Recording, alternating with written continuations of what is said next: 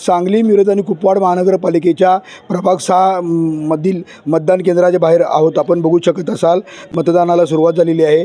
या ठिकाणी मतदारांनी सुद्धा मोठी गर्दी केलेली आहे. एकंदरीत बघता 78 जागेसाठी पक्ष आणि अपक्ष मिळून जवळपास 381 उमेदवार हे निवडणुकीच्या रिंगणामध्ये आहेत. महापालिकेसाठी एकूण 4,54,430 मतदार हे मतदानाचा हक्क बजावणार आहेत. निवडणूक विभागाच्या मार्फत 527 मतदान केंद्रावर मतदान केलं जात आहे.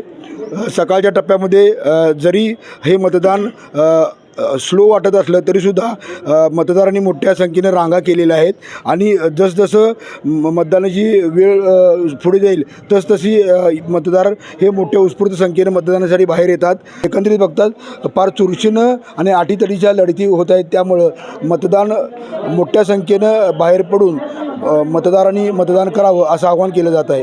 रवींद्र कांबळे, बंधुता न्यूज, मिरज.